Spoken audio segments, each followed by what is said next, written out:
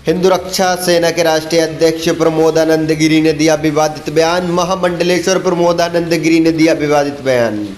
हमेशा अपने कड़े तेवरों को लेकर चर्चा में रहते हैं हिंदू रक्षा सेना के राष्ट्रीय अध्यक्ष महामंडलेश्वर प्रमोदानंद गिरी।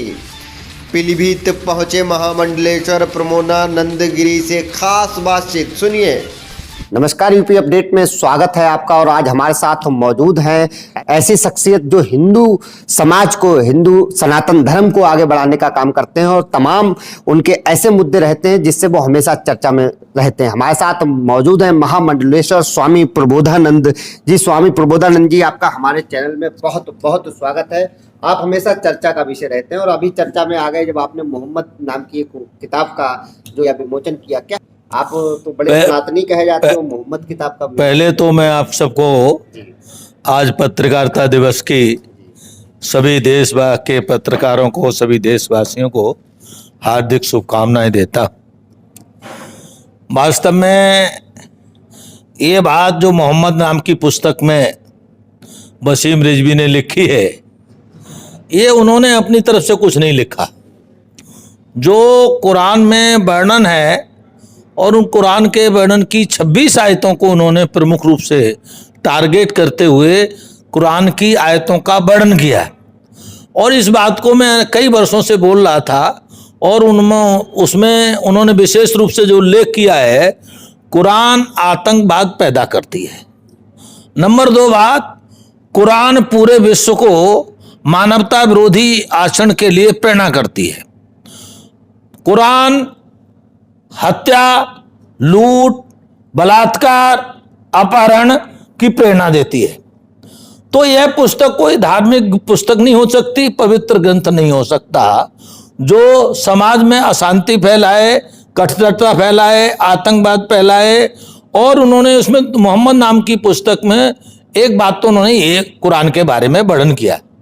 दूसरा, उन्होंने महत्वपूर्ण मोहम्मद साहब के चरित्र के बारे में वर्णन किया और चरित्र को लेकर के उन्होंने पहली शादी की प्रारंभ किया है।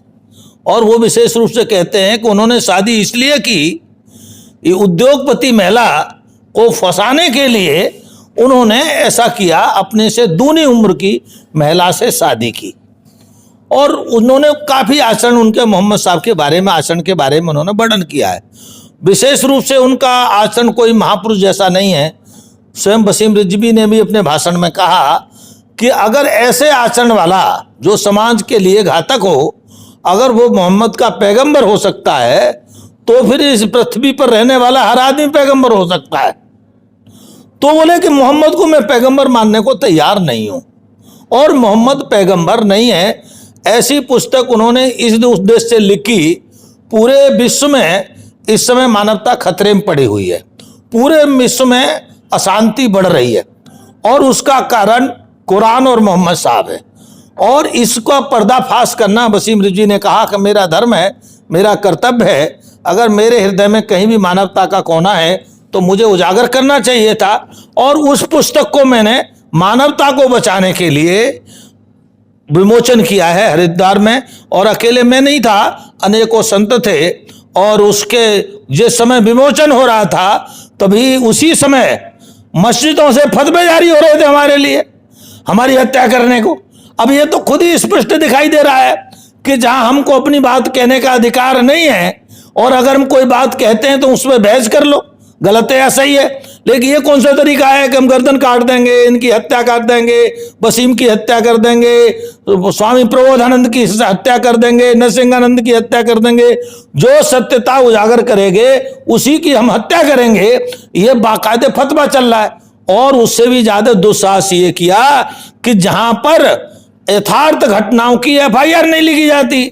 अभी हमको पता लगा है कि हरिद्वार पुलिस ने कुछ आतंकवादियों के दबाव में आकर FIR दर्ज कर ली है। अगर कोई बात कुरान की बात को उजागर करते हैं और ये कोई अपराध है क्या? जो उनकी पुस्तक है, लेकिन आप आश्चर्य समझ लीजिए, उसी बात को कहा गया है जो कुरान में उल्लेख है, FIR दर्ज कर लिया 8-10 लोगों के खिलाफ। तो ये शासन प्रशासन भी क्या करना चाहता है देश में आतंकवाद बढ़ाना चाहता है, देश में मानवता समाप्त करना चाहता है, देश में रेपिस्टों को बढ़ाना चाहता है, देश में लुटेरों को बढ़ाना चाहता है। ये मैं लगातार कई अनेकों वर्षों से इसका विरोध कर रहा हूं और मैं निरंतर करता रहूंगा। वसीम रिजवी ने वास्तव में ये बहुत उत्तम कार्य किया है। अगर उस मोहम्मद नाम की लोग पुस्तक पढ़ेंगे और उसके विचार को सुन करके समझेंगे तो निश्चित रूप से मानवता बच सकती है, और अन्यथा मानवता बचने का अब कोई हिसाब नहीं रह गया है। वसीम रिजवी जैसा भी बयान आया उनका कि हमारी जान खतरे में है, जान से मारने की धमकी आपको भी तमाम, तो आप कैसे अपने आप को सुरक्षित महसूस करते हैं? हम भगवान शंकर और हनुमान जी महाराज के उपासक हैं। भगवान शंकर महाकाल के काल है, कालों के भी काल है। हमको पूरा विश्वास है हमारी रक्षा महाकाल और हनुमान जी कर रहे हैं और करते रहेंगे। हमको पिछले 5 साल से लगातार हत्या करने की बात कह रहे हैं। और प्रशासन का क्या हाल है? प्रशासन क्या देखता है, 2-4 महीने के लिए गनर दे दिए, फिर हटा लिए, फिर 4 महीने को दे दिए। ये एक तमाशा करता है। प्रशासन भी, शासन भी ये इंतजार कर रहा है कि स्वामी प्रबोधानंद की हत्या हो जाए तो हमको एक राजनीतिक गोट सेकने का मिल जाए, लेकिन फिर भी उनको अवसर नहीं मिल रहा। आप अनुमान करिए, गनर दे के हटाने का क्या मतलब है? फिर गनर दे दिया, दबाव ज्यादा पड़ा तो इसका मतलब हटाने का मतलब है कब हत्या हो। लेकिन हमका पूरा भरोसा है कि जब तक हमारी उम्र है तब तक हम जीवित रहेंगे। हम पर पहले भी कई बार हमले जानलेवा हो चुके तो भी हम बच गए। 40 लोगों ने घेर के हमले किए हमको, तो भी हम बच गए। और वो इसीलिए हमको भगवान शंकर पर, हनुमान जी पर पूरा भरोसा है, वो हमको बचाएंगे। और वसीम रिजवी को भी, भगवान शंकर तो सबके संग, तो वसीम रिजवी को भी वही सुरक्षा कर रहे हैं और वो करेंगे। महाराज जी, सनातन धर्म सबसे बड़ा धर्म है। इसको धर्म के बारे में, क्योंकि आप संत हैं तो हम चाहते हैं हमारे दर्शक धर्म के बारे में भी कुछ जानें। भारत में क्या, इस पूरी पृथ्वी पर अगर हम धर्म करेंगे तो केवल सनातन धर्म ही धर्म है। क्यों धर्म है सनातन धर्म? इस धर्म की स्थापना का कोई दिवस नहीं है, तारीख नहीं है, इसका समय नहीं है।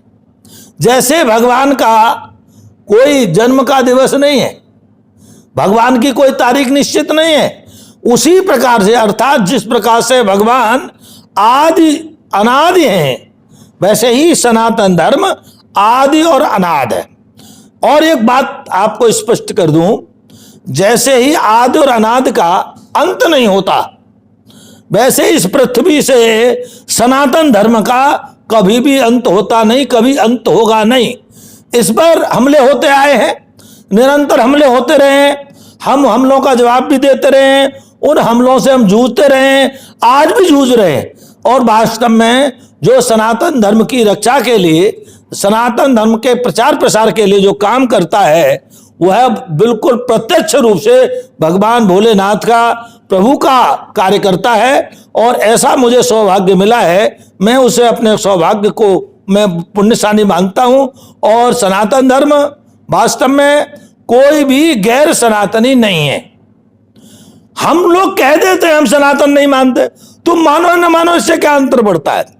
लेकिन इस सृष्टि का स्वभाव सनातनी है, प्राकृतिक है, इसीलिए सनातन परंपरा से कोई बच नहीं रहा।